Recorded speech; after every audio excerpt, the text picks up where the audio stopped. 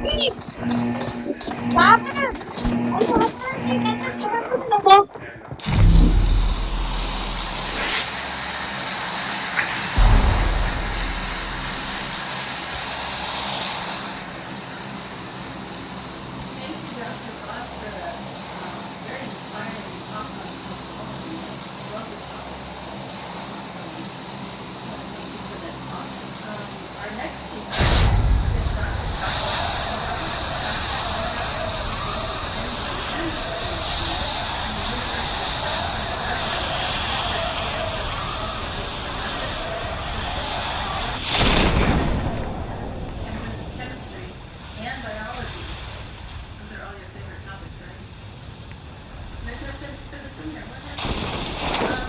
blogs at peacefulscience.org, finding confident faith in a scientific world. So let's thank Dr. Swallow.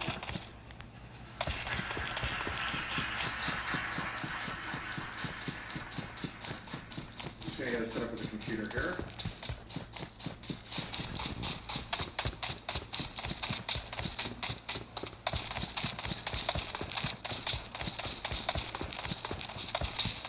There we go. So I was asked to respond to our Human Special, but following that show, I also was thinking a lot about Hugh Ross. I don't know if you know, but he's a very significant person in this conversation, and it's a real honor to be here. Most of my talk is going to be how we're focused on this question about our human special. And Hugh Ross comes into this from the point of view of an astrophysicist. I come at it from the point of view of a biologist, a physician, and also as a Christian, as he does too. I have to tell you, as I was thinking about this question over the last few weeks, there's two photos that I want to show you that just came to mind over and over again. Okay? Here's the first one. You can recognize them, right? It's Hugh Ross, it's me, and it's James Ford. James Ford's another good friend of mine. And so when I think about humans being special, I think in one sense that's just self-evidently true. Humans are special. I mean, these are actually two people that are special to me, and I'm going to tell you why. I'm a Christian, but I'm a bit of a different sort of Christian than Hugh Ross. I'm a Christian that affirms evolution. I believe that's how God created us. And for reasons that I have a hard time understanding all the time, this is a very contentious issue among Christians. If you're not a Christian, you might have a hard time understanding it too. I certainly do. Hugh doesn't affirm that because a lot of people I really respect him. But one thing that I found out about him that has just endeared me to him in a way that's hard to explain, and I'll try right now, is that he's treated me with respect as a family member. And never been unkind to me. And even when he's found people or heard of situations where people haven't treated me well, he's actually stood up for me. He's one of those people that even though at times with different sides there's real disagreements, we might even see some disagreements come out today, I'll tell you that I have a love for him. He's a person who's really special to me. There's James Ford talking about, I'll really tell you some things about him, and we sit on separate sides of the conversation too. But I'll say that for all of our differences, that we are, all three of us are scientists in the church and Christians in science, and we've done common knowledge. And there's something special about that. And no one can plausibly deny that stuff unless these people here. Or, and more than that, you have that experience too. There are people that are special too. So clearly can be special. And if you were here yesterday, you'll remember that I'm going through a time of grief. My father unexpectedly died of heart attack on Saturday night. And there's questions over there to be here today. And there's this thing where you have a kind of going on in your mindset that's just sudden. And it's I've been thinking of thought. And one of the pictures that I'm constantly thinking about for a reason. Now that is obvious, but not is this picture last time I saw with my son, who's 3 and a half, son died. And Caleb was 2 years old, and he was just enjoying and just loving and enjoying right out of the class. And yeah, my father is special to me. Like human special. His Caleb special? Of course he is.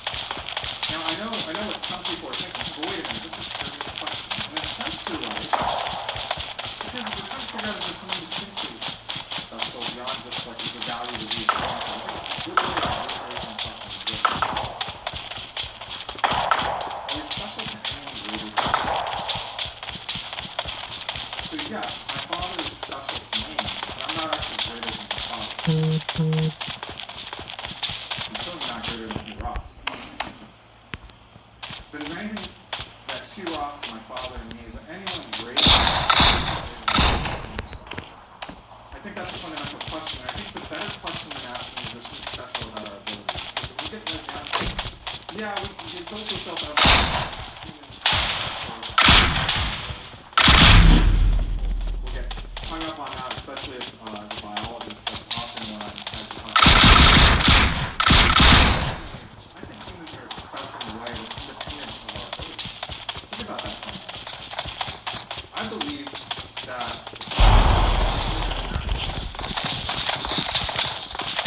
and loses his mental capacity, he's still special. But there's still something.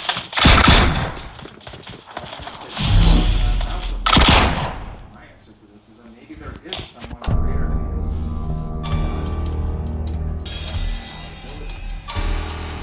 Our value, my value, his value.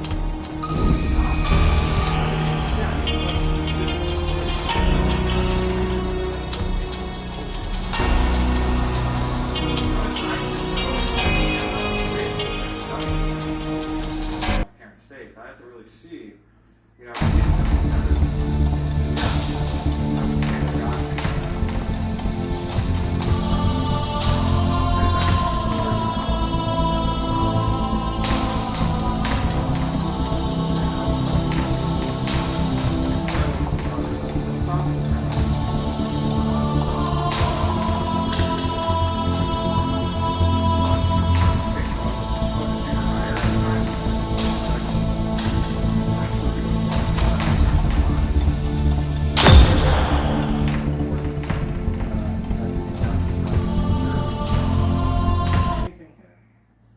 Tell me that there's a God that exists, that's good, that wants to be known and cares about me. This is a simulation game set in a virtual world and does not represent real life. Please play in moderation, take frequent breaks, and play responsibly.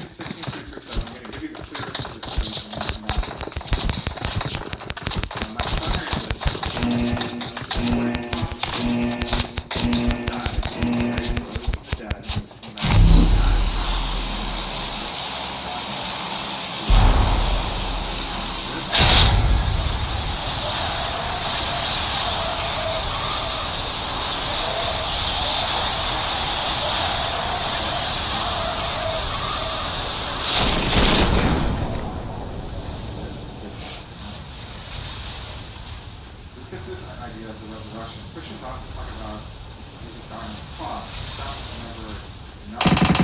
Frankly, that's not even really what Scripture says that's good. Because many people died, and people died on crosses. There's something more that happened here. It is a claim that people at that time Jesus rose from the dead. I want to draw your attention to a couple of things. First of all, the claim is to be clear that Jesus is a physical person with a physical body that was crucified. He died, he was executed. I want to be clear that there's no physical body. And that this is a place where the laws of physics are broken. Notwithstanding the claim that the laws of physics won't change, this is a place where I don't think that there is ever going to be a good account for this from the biology. Biological conclusion, the conclusion of medicine is that if you die, you stay there. I put you into a grave for 3 days, you're not coming out. Form up on me! I cannot foresee a moment where that's going to change. That's what it seems like the way the world works, but that's the point. That's the way the world works. Everyone knows that. Even the ancient world knows it. And that's the place where God chose to do something different, to make it known that He is not subject to the laws of history. point out that this is not a scientific claim because this is about God. It's not about physics laws or whatever, but it is an evidential claim. There's actually a great deal of evidence for this. And the first time I really discovered this is when I read More Than a Carpenter by Josh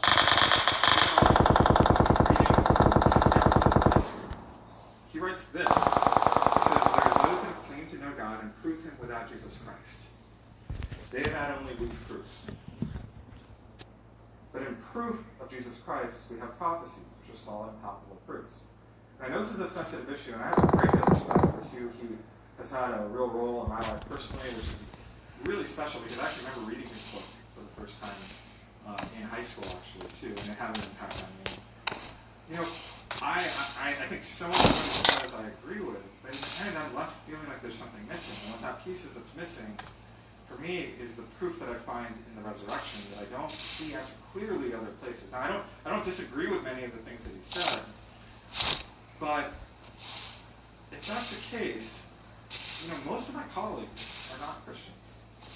There's nothing in science that gives me to a clear belief that God exists, and that it's Jesus. I have to look elsewhere. I think is that the God that I find through Jesus is a God that we can't really fully get to on our own. It really requires him to reach out to us.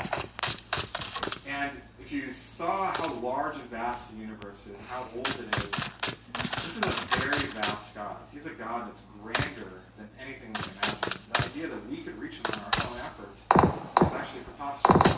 Way by us.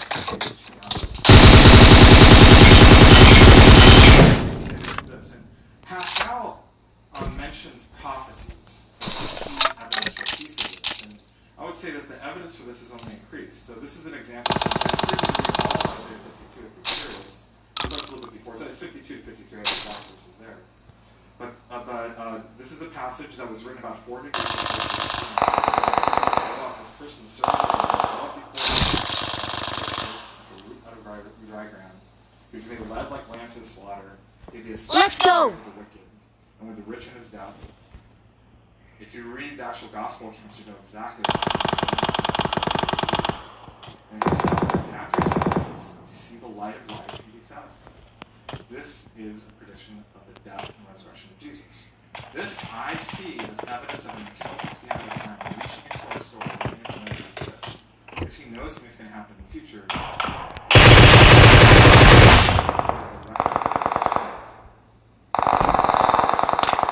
In your Bibles, you'll see this little footnote that I've put here too. And it's hung up on this word, the light of life. And it says the Dead Sea Scrolls and also Form up on me. two ancient texts have light of life. But the Masoretic text does not. And you might wonder what's going on there is that for a long time, we're talking about for close to 2,000 years, people who did not believe in the resurrection would say, well, you know, that whole light of life thing, that was Form up on me. To make it seem like the Bible predicted Jesus is right from the dead, but it never really did. They're not being honest with you. Form up on me. To some extent, we knew that wasn't exactly right because the Septuagint was from before that time, and it includes that terminology too. But we didn't really have the original text, so we didn't know. Until... Help! I'm being surrounded! 2,000 years ago, we discovered this. Form up on me! The great Isaiah scroll. It was discovered in a pot, in a cave. Thank you. In Palestine. Isn't that crazy? It's just been sitting there for 2,000 years, and it becomes available. And this is made out of a material that has carbon in it. It turns out that we can date things with carbon. And we can also ask, is that word there? And we can look at the text and we can find out in this version of Isaiah, it includes the word light of life. You can actually do carbon dating on it. This is a paper that does it. You can see there where I circled in red. That is the date. The black line is the date at which it dates the great Isaiah scroll. And the dash boxes is how you date it based on the shape of the script. It turns out that that's a way to actually date it too, and it's actually consistent. And we can see it's about 200 years previous to when Jesus comes. Isn't that interesting? It means we have scientific evidence that this is a prophecy that was made before Jesus came. Once again, I would say that this is evidence. Now, maybe we don't agree with it. Maybe we ultimately come to a different conclusion. But this is evidence of an intelligence behind our time, reaching out to us. I'm a physician, so not just a scientist. I'm also a physician. One of the more puzzling features of the narratives you see in Genesis, and these are eyewitness accounts, and this is one reason, well, at least they're derived from eyewitness accounts, is a better way to put it. One evidence of that, there's like these weird features that don't make sense in the ancient world that they would say it this way, but now it actually makes a bit more sense. So what they say is that he didn't die in the normal way. Usually people die one way, but he didn't die that way. He ended up being water and blood. Marked a location. That's a very puzzling thing. And there's this paper that was written, and it was actually published in JAMA, which is one of the leading they actually looked at Watch out! Thank you.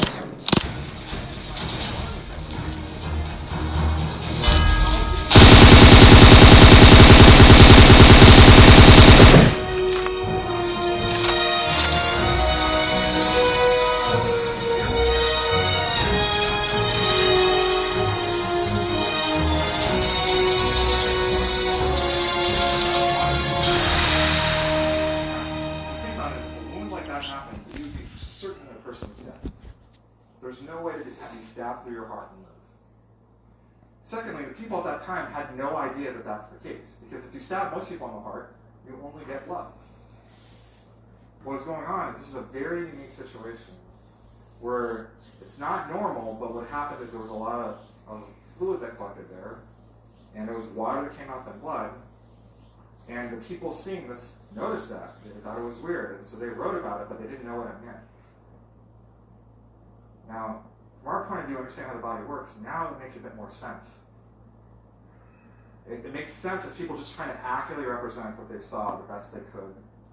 And that this is actually something that we can understand as pretty clear evidence that he really died. Of course, many people died. How do we know he rose from the dead? And to be honest, when people who are Christians come to me and want to know the clear evidence for evolution, I'll tell them a few things, but honestly, the truthful answer is that there's just so much out there that's involved that if you really want to know, you need to spend some time and devote yourself to really getting to the truth of this and not trust what people say about it, but actually look at it for yourself. And I'd say it's something that's true about that here. The first place I'd put you, if you're questioning what I'm saying, you want to know, is that really true what he's saying? Is there really evidence for the resurrection? I would actually start by looking at what the historical accounts are in Matthew, Mark, Luke, and John. Read them just asking, could this be a truthful account? Then I'd point you to Josh McDowell, who I'll call the regular guy. That's a very accessible book. I read it when I was in junior high, where he really lays out why it is that he came, when he looked into this, to really conclude that there was a reason to believe that God revealed himself by raising this person, Jesus, from the dead. There's a couple other places I'd point you to for those that really want to go into this. You want more than children's story. One is did the resurrection happen? Very popular.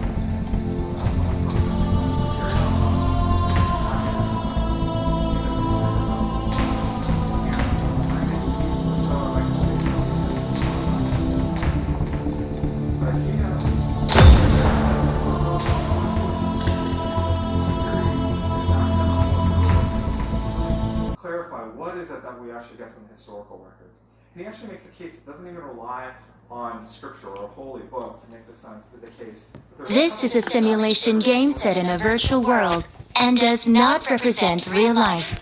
Please play in moderation, take frequent breaks, and play responsibly. I think this book is really helpful to really clarify what's going on here. What is the question? Why is this so many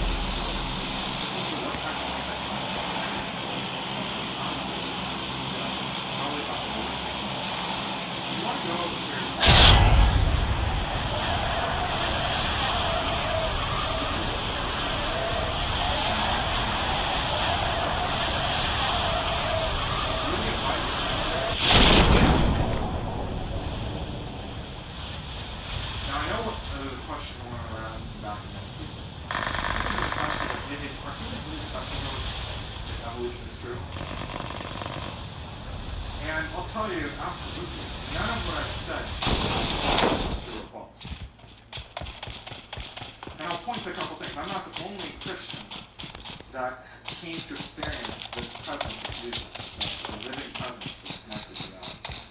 I mean, I would even go far as to say, though I didn't see the physical body of Jesus like the original disciples claimed to have, I have seen a presence in this world. That makes sense of this. There's others too. So Francis Collins is the head of that NIH. He's one of the lead biologists. So most biologists are sometimes antagonistic to Christians. There's a lot of reasons for that. Dr. Collins affirms evolution. And when he wrote this book, a lot of Christians were uncomfortable about how to talk about evolution. Maybe in some way else, some Christians are uncomfortable about how to talk about it now. But this book is actually more linked to his colleagues explaining how he came to faith. And like most scientists, he came to faith as the encounter of Jesus. And there was nothing in evolution that didn't the light of Jesus. I also point you to Praveen Sethiparthi. He's a good friend of mine. Maybe you can invite him back. Geneticists. He's Indian.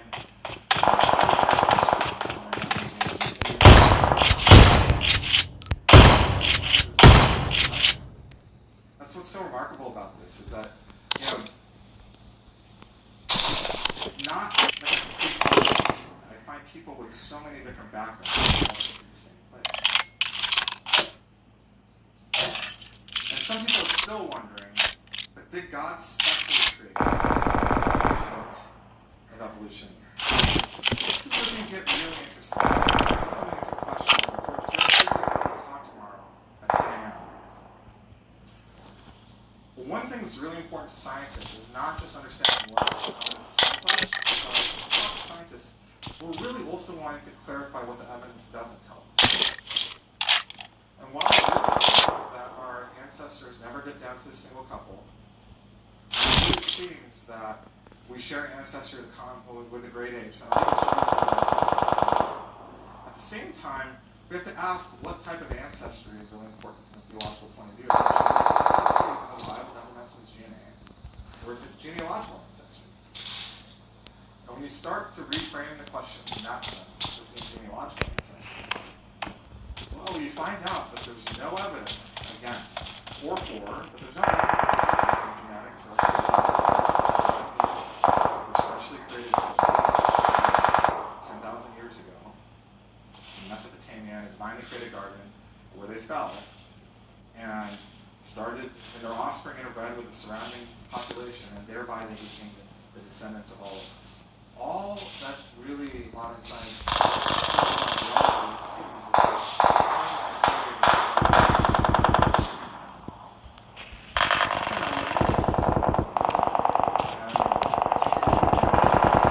the science tells us the story about the population. It doesn't tell us the story about all the humans. It tells us the story of the entire race of humans, but it doesn't tell the story of me, my father, and my son. And it's not usually in the grand generalities that you find meaning. It's usually in the personal stories. The stories that I can't even tell you because they're too personal about my father. So yeah, humans are special. I think we know that. I think the hard part sometimes articulating why. But humans are special, we know that.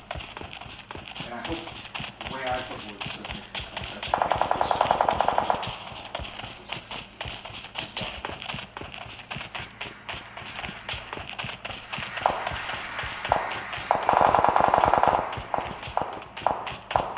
Thank you, Dr. Slobodas. At this point, I would like to invite both of our speakers to come out, and we'll have a little bit of dialogue between them. And you can text in your questions. It looks like people already are, so that's a good sign, to the slido.com address.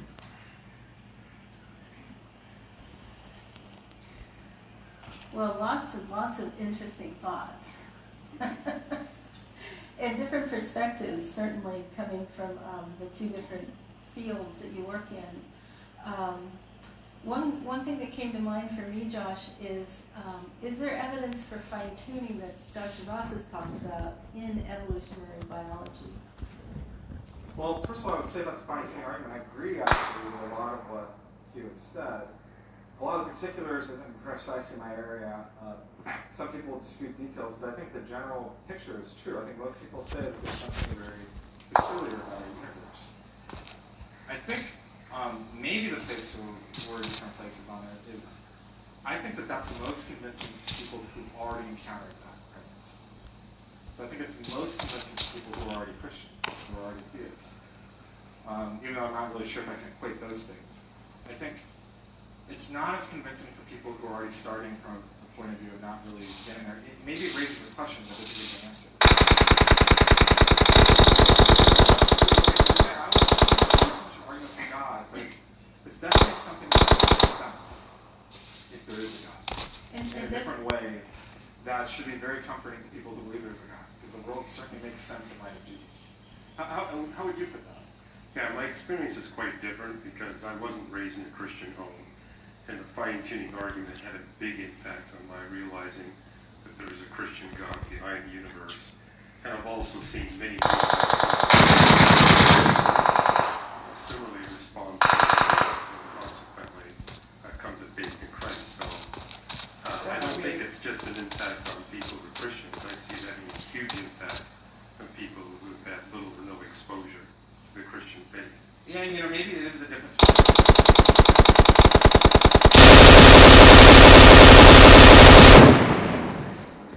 Well, I could put it this way. It's easier to see the fine-tuning design in the simple sciences than to see it in the more complex sciences.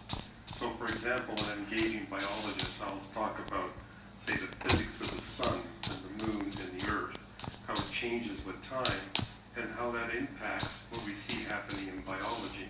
So kind of start with the simple sciences where the fine-tuning design, I think, is really move them step by step where they can see it. To be clear, I have a great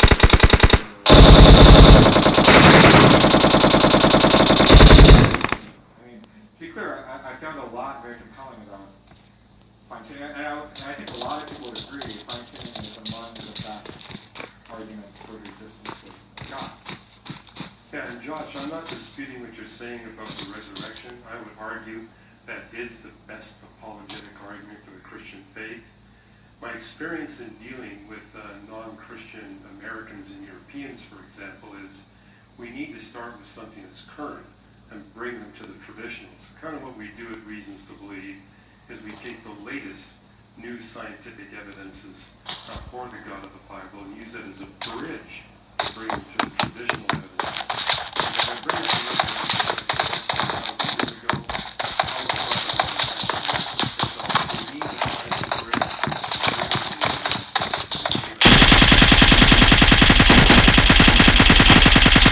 So I can clearly, well, I guess I would just say that I've also seen too among biologists.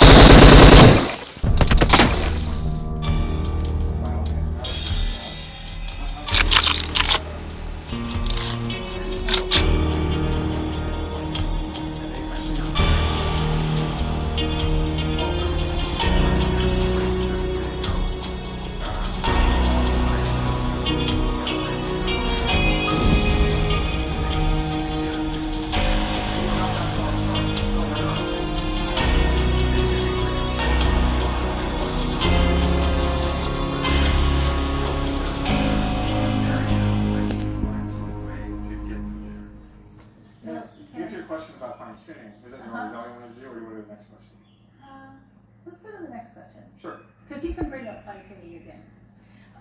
There's actually two ways that, two types of fine-tuning. And one is those constants that determine the laws of physics, such as, the strength of gravity or the electronic bonds that determine, how the atoms. The second is the molecular process. And so,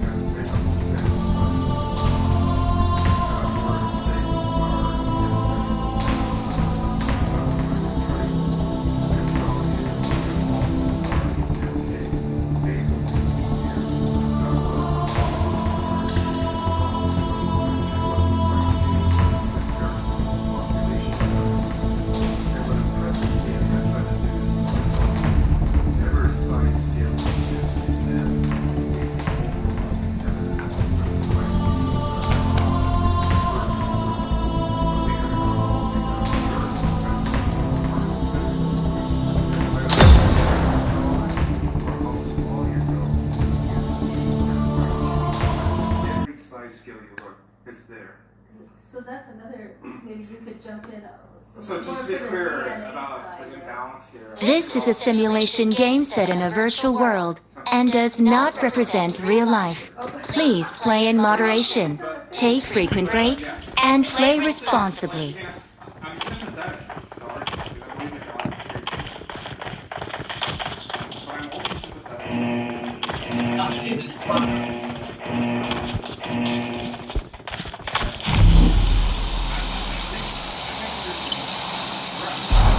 Boleh. Request boleh partner.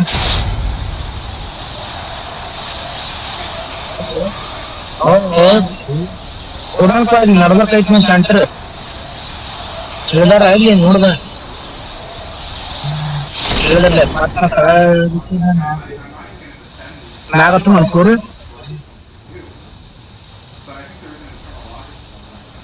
या आजकल पागल सुन मगर बिड़े बंदे इधर बिड़े बिड़े ले और मैं चलो अंदर बिड़े much bigger than what we observed. Right.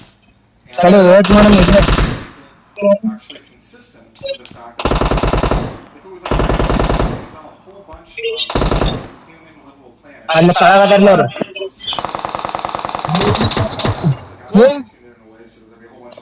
यार पिक कर ले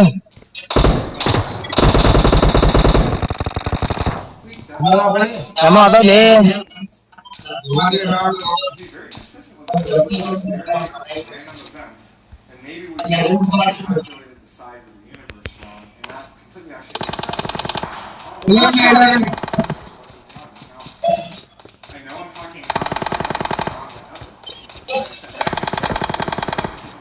honest speak I don't think that box बेटा से बोला तो बात है रिवर के तू ऐसा सुविधा है यार चारों में तो घुसा लगा तो वाटर वाला तो It's got to be exactly the size, the mass, and the age that it is, just to get one. And this is the debate that's going on amongst Christian astronomers. Is God so compulsively creative that he's going to make lots of planets in which there's life? Now, we all agree that if he's doing it, each case is a supernatural event. Or is his goal to perform as few miracles as he needs to perform to achieve his redemptive purpose? And so there are scholars who argue, given that theological perspective, God would do it only once, and therefore we'd expect to see hostility everywhere except the earth. And the scientific evidence so far is leaning in that direction, away from the view that, hey, God has done it multiple times. Well, I would say that actually the faith that I find in Jesus is consistent with either view. Right, it is. I would agree with that. The notion that it's a random process that produced just the right factors along the right place is only consistent with one of those two. It's only consistent with the notion of a single earth that's hospitable, followed with desolate wasteland. So that actually becomes to be something that's more consistent because, like, our point of view can go consistent either way. And so I mean, look, I can't actually assess for myself the claims you're making. Maybe you're right, and I would be happy to look at that more. But I'm also a biologist. Well, you're also a physicist. But I guess I'm sympathetic to the atheists. Well, part of the atheist is gone. I remember speaking on this in the early 1980s, basically saying this fine-tuning evidence is becoming so compelling. Eventually, atheists will have nowhere else to go but to propose an infinite number of universes with an infinite variety of characteristics. But it says they're not going to go there willingly because they recognize that that's a weak philosophical argument. What I notice is they didn't go there until they had nowhere else to go. And there are very good reasons why this is not a favorable argument. In fact, we talked about it over dinner, how there's both a negative reputation and a positive reputation. Well, honestly, I feel like we need to grab beer after this to drink. But I think we're losing the crowd too. Okay, I don't want to go down that rabbit hole too far because it does seem like we have a lot to agree about as to a personal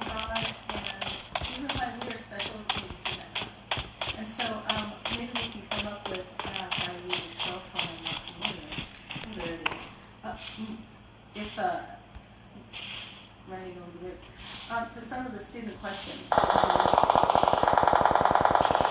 If in the beginning there was nothing, where did God come from?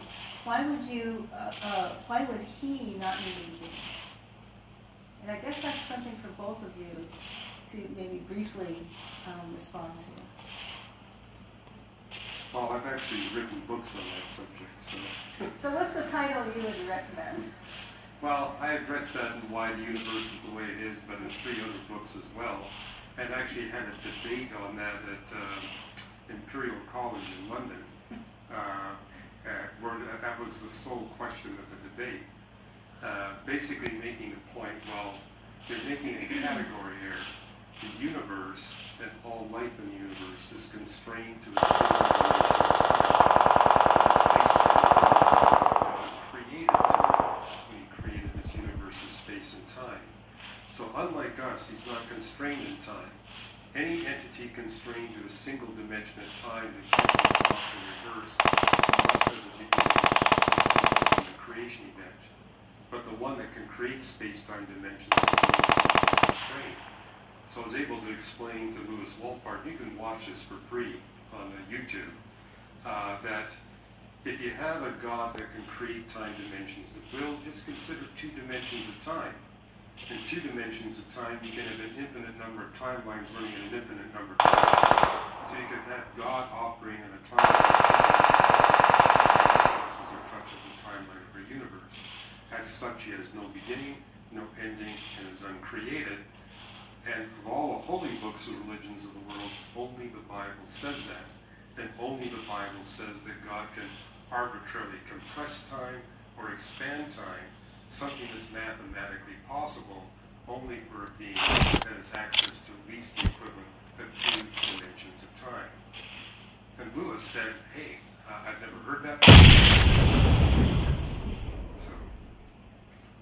Well, I would just say that like a simpler way that I would put it is that sometimes people, it comes down to their use of the word God. And so God is something that means a lot of different things to different people. So this question is asking, why is it that God doesn't have a beginning? Well, I'm not talking about a generic God. We're talking about, actually, Q is not talking about a generic God. I don't actually make arguments for theism. I don't even call myself a theist. Because I think there's a lot of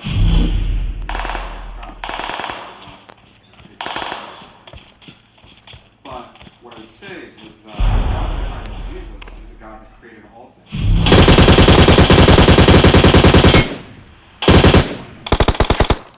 That everything in this world is the beginning. It has the power to create all things. Has no beginning. And the not randomly pick that up anywhere. It's because it's through this experience of and it's not. And so I agree. There's not that has no cause.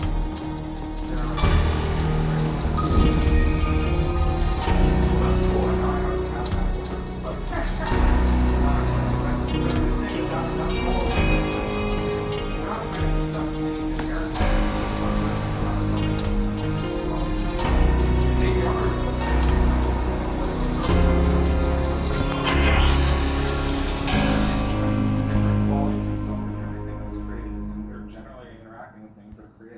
Well, for example, the gods of Hinduism and Buddhism created space and time. The God of the Bible creates the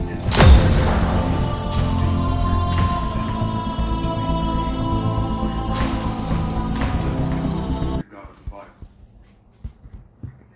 Well, here's another one, more on the evolution question.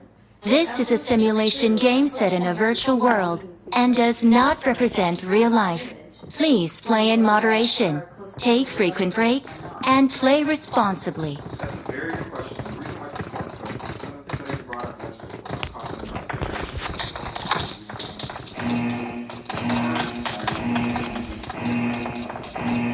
it's a grounding and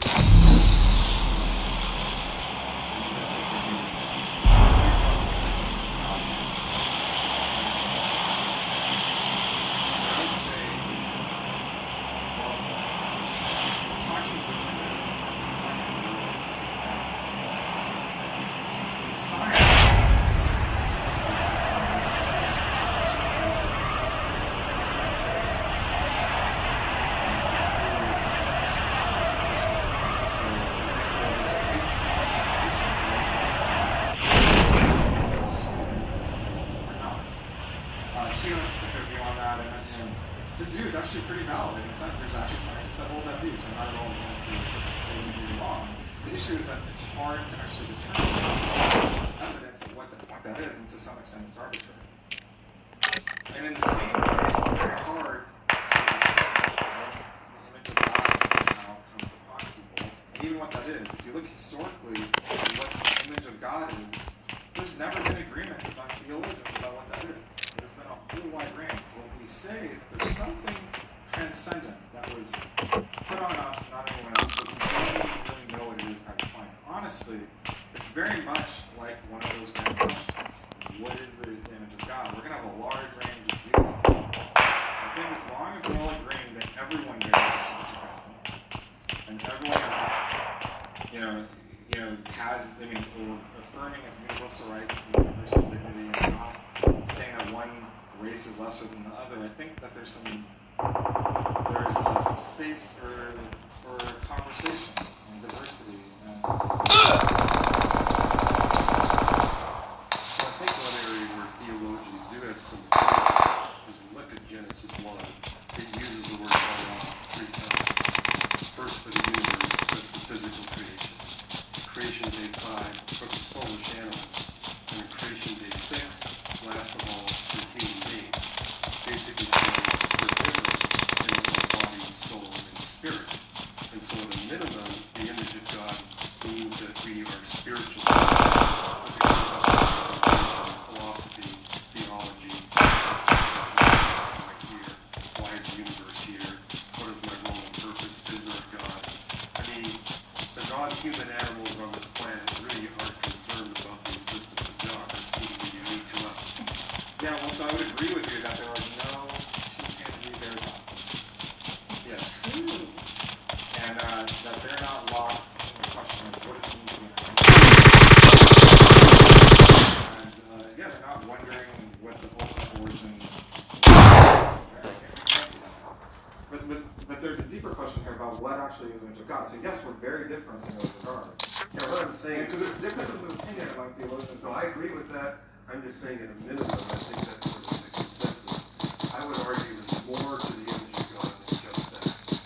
And that's where I think there's a variety of debate. What place? I'm sorry. Yeah, we're going out again.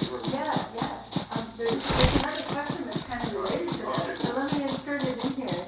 Is the universe, and I think this one's for you, is the universe tuned for us, or are we tuned for the universe? Yeah, it's tuned for us.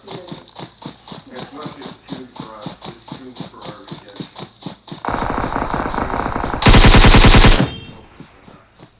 And the fact that we see that the fine-tuning evidence goes exponentially up when you go from bacteria to plants, and exponentially up when you go to animals, and exponentially up when you go to humans, and the greatest exponentiation is humans that can come into a redemptive relationship with a creator.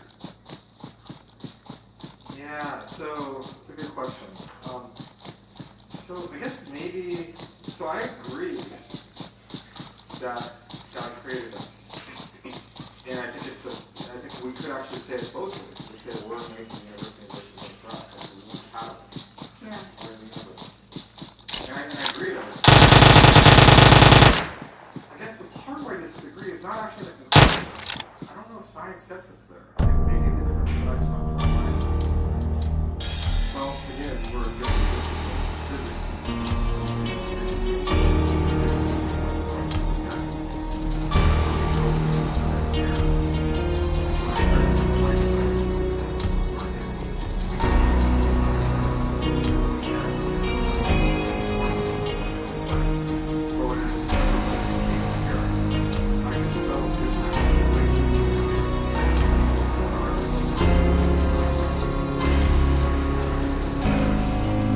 Yeah, well, that's a nice warning for me and Caleb. You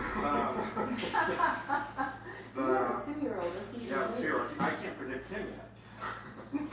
But yeah, I guess I'm just in a place where I'm actually pretty sympathetic to your point of view. I'm also very sympathetic to where the atheists are coming from this. I actually agree with you ultimately, but I just don't think I'm not as convinced science gets us as far. And then what is science? Science is just a human effort to study nature. And I've just found God's effort to reveal himself to just be much more convincing. Maybe in that sense I'm a bit of a revelation. Well, I'm encouraged that the biblical text says so repeatedly, look to nature, it will show you the handiwork of God. And how we're all without excuse before God because of how clearly he's revealed himself through nature, which tells me science really will reveal not just the handiwork of God, and actually it even reveals his redemptive plan. Yeah, once again,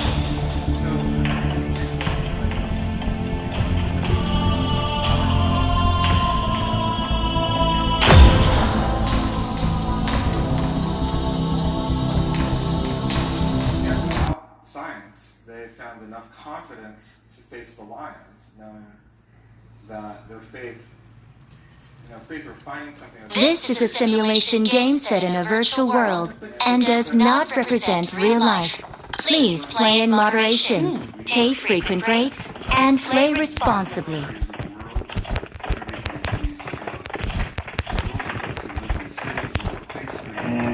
Help! I'm being surrounded!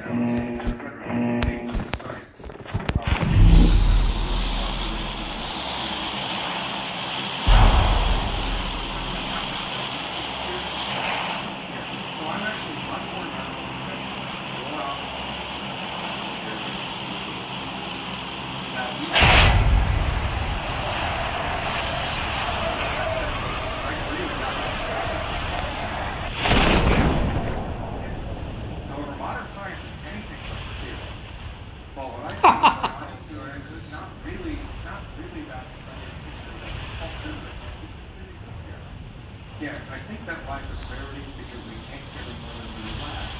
So what I do, so for example, when I was at Caltech, I would actually take my peers out of the Robinson Laboratory in Pasadena, take them up into high Sierras, and they would have experience. We're actually in contact with nature. Okay, so that we actually might agree more on that. I think that was the setting that Paul's talking about. It is. Not that modern science is inconsistent with it's studying but I think well, I think part of trying to encourage people to become Christians is getting them outside. Look up at the sky. That is true, but until we have a coastal fog, which makes us sound like it's rather difficult. There's another question here for Dr. Swamidas. How can you be a Christian that affirms evolution with the lack of transitory fossils in the theory of evolution? Is that right? I think it's fossil record. Yeah, so that's a common argument that's leveled that I believe really strongly for a long time. So the statement is like, how do you affirm evolution if you don't see transitory fossils? And like I believe that argument for a long time. It's kind of nearly as strong as I thought. And in fact, I started to actually go look at this myself and start to see lots of part of it comes down to the fact of language. Because if we're going to see two different types of animals, we're going to call them different things. Way to label something 50-50 between two different things. You use one label for it, another label for it. And so just when you look at taxonomy animals, there's going to be a discreteness to it. However, when you start looking into the details, you find out that's actually not a very good model.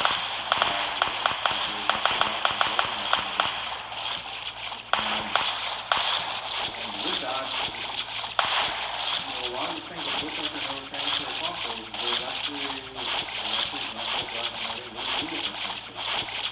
It's not nearly as discrete as I've been led to believe. And I'll tell you, I was surprised by that. But I can see why you may not believe me. It takes a lot of time to get it done.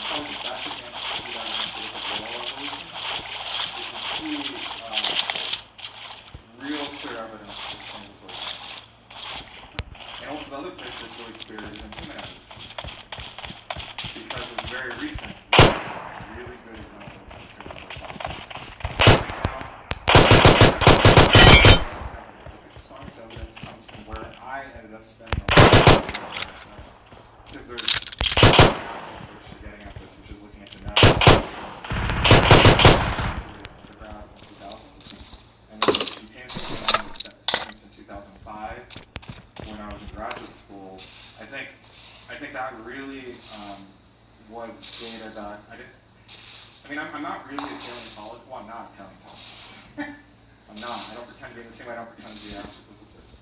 But I am a computational biologist. And to assess that. One thing I can say, maybe evolution isn't true and God just created everything de novo, but he did it in a way that looks like evolution. It at least looks that way.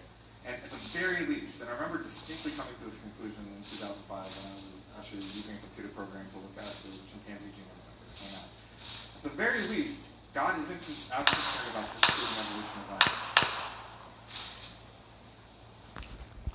Because he could have made it really clear.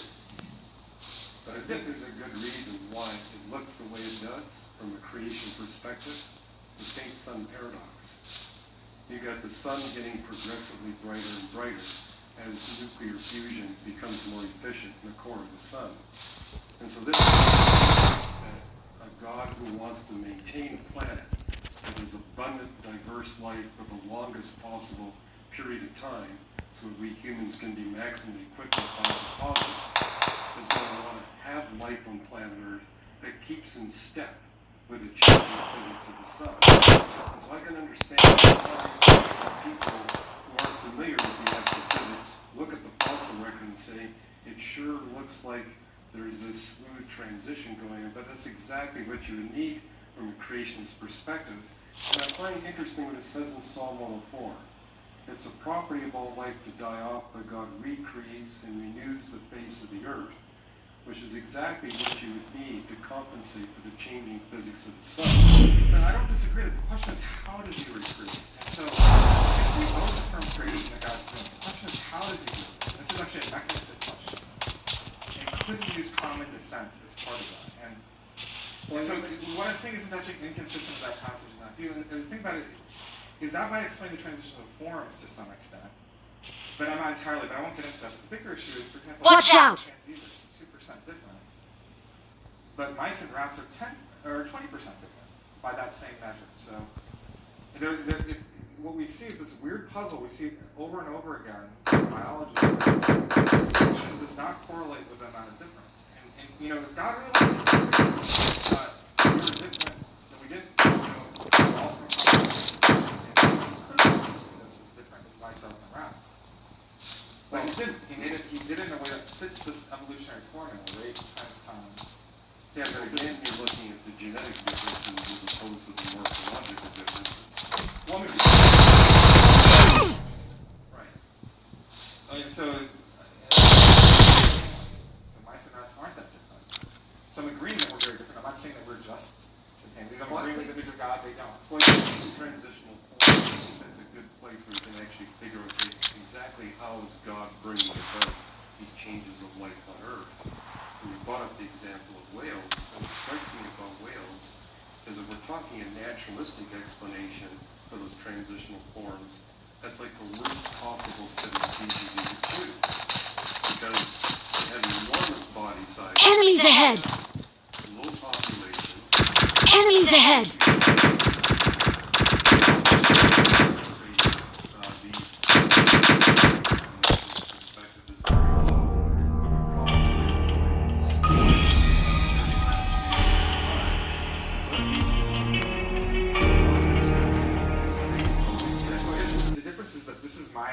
So I trust you to some extent on that. And I'm a computational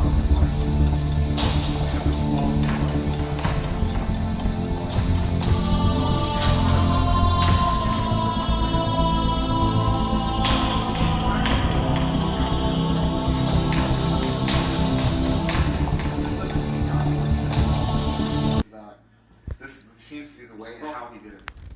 Yeah, doesn't it find it puzzling for you though that we look at, say, cockroaches?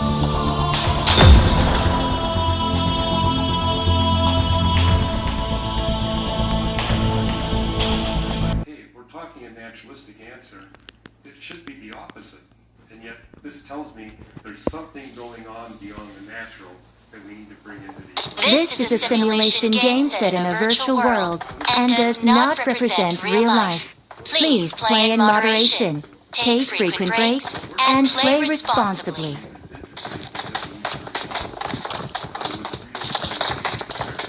Analysis of technologies.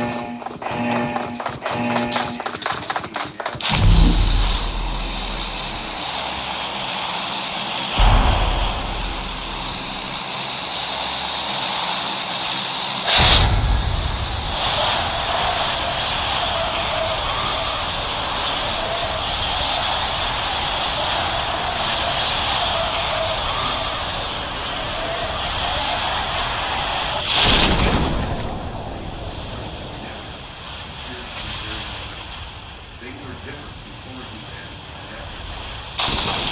So, I guess, I don't know if we're actually going to resolve this one. Well, but that's okay. I think the way how science works is that it's actually very hard to and that's okay, right? Well, we take paleontology, and mentioned paleontology, and we take these conservation biology experiments from a biblical perspective, we're going to see a difference. And so we can go out and actually do the research and say, do we actually see that difference? So that's very important. Yeah, I'm not sure because when you do a human experiment, there's one thing that's only missing.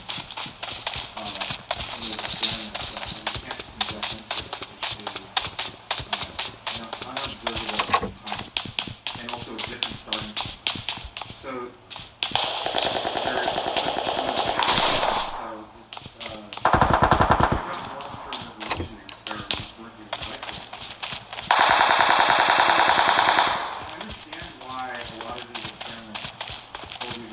honestly, I'm looking at older creationists. I was also really caught up in intelligent geometry. We still haven't actually got to look at quantitative data for myself. And how science can hypothesis works and so it's really that ability to not actually go from a high level view of things on a methodological level actually look at the data from a kinetic point of view to a mathematical model. And that's where it starts. I mean, it's just unequivocally looks that way, and it doesn't have to. Like I said, maybe God still made things separate. I'm going to say that science can't really speak to what God does. It doesn't consider it. But then I think there's self in space that he did it in a way that is just so easily mistaken for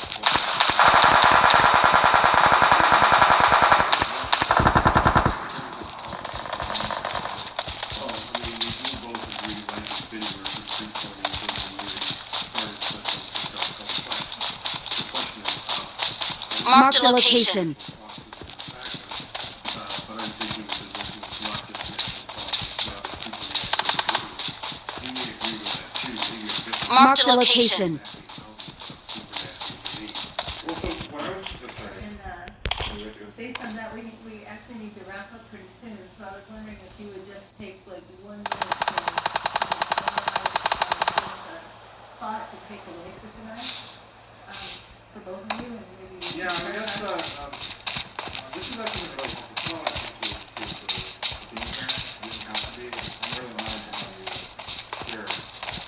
I would say that you said this before too, that different people can do it, right? Like it's not like it's a unified thing. I do affirm evolution, but and sometimes it's thought a lot of people who affirm evolution deny the idea of God in some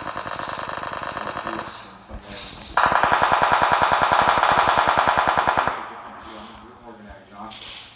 And I think God can do whatever he wants. He could have intervened in science. I'm just not sure how to prove that from science.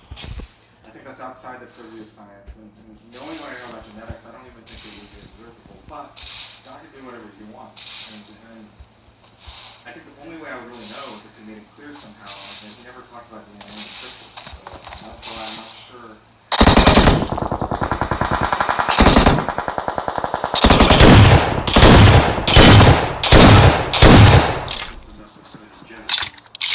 Look at all 66 books of the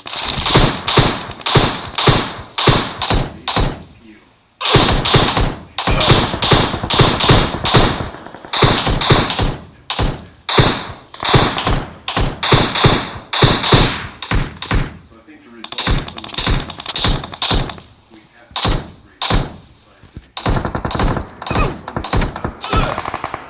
just take scientists out of that and give them freedom to do the interdisciplinary research. And likewise,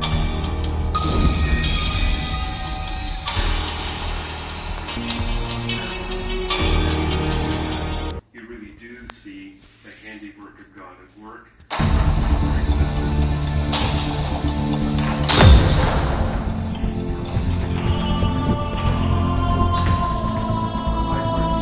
Christianity, it's a two-creation model. God creates this universe to be a tool to eliminate evil, but he's got a brand new realm involved. This is a simulation game set in a virtual world and does not represent real life. Please play in moderation, take frequent breaks, and play responsibly. Game set in a virtual world. अरे मैं जी अरे कुछ आज school में गया ये सब नहीं देखता मैं सारे में बच्चों वाली नहीं देखता मैं सारे में अरे तू एक बार देखना टारगेट टाइम हो जाएगा टारगेट वो मूवी का ही नाम है देख नहीं अबे शिद्दत अरे सिद्दीक ने सब देखा है कौन सी अर्जुन स्कूल वाला नहीं टार्गेट वो गाड़ी वाला कार वाला अरे मैंने तो मैंने भी वही देखी है और अरे वो गाड़ी इसकी मार दिया हाथ में साले के गन भी नहीं है इसने मार भी दिया ठीक है फिर मैंने खेला तो भाई ऐसे मारेंगे मेरे को भी आईफोन साले के हाथ में गन नहीं आई भाई इसने मुझे मार दिया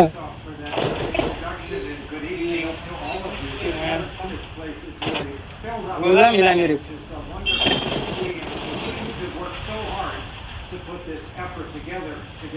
मेरे एमओ खत्म जो बता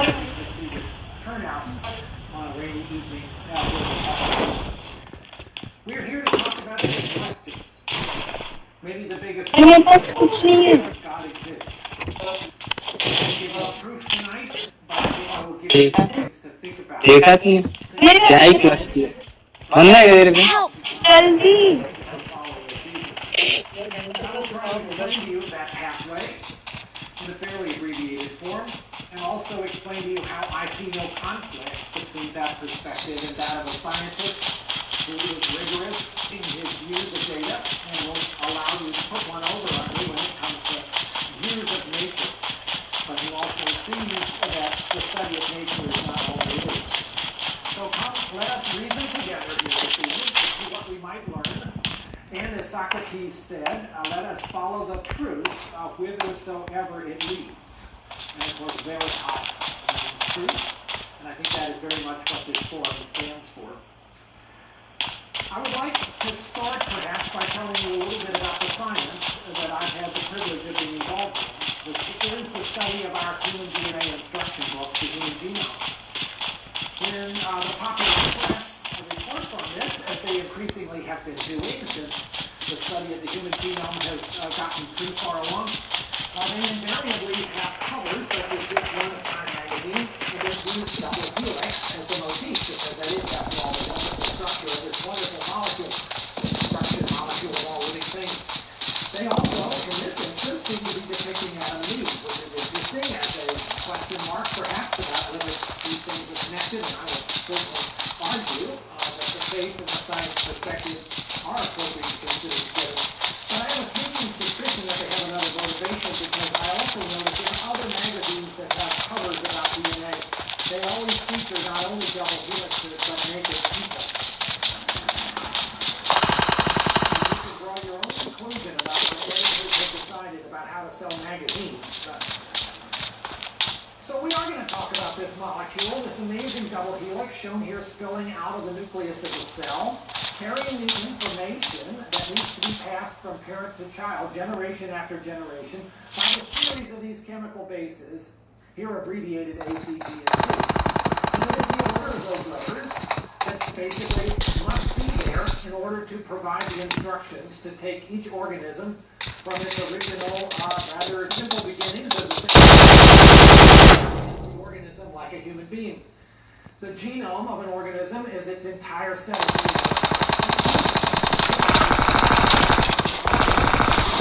those letters.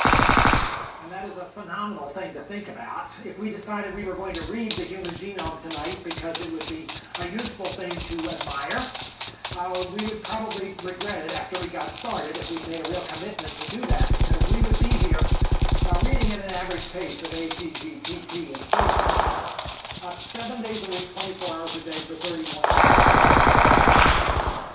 And we have that information now, which is a pretty amazing thing to say. And you have it. Inside each cell of your body. And every time the cell divides, and occasionally mistakes get made. And trouble, but if they happen to get made in a particularly vulnerable place, they might start to run a path towards cancer. And if a mistake gets made in passing the DNA from parent to child, well, then that child might end up with some kind of a birth defect. But once in a very long time, that change might with gradual change applied to this DNA sequence over long periods of time.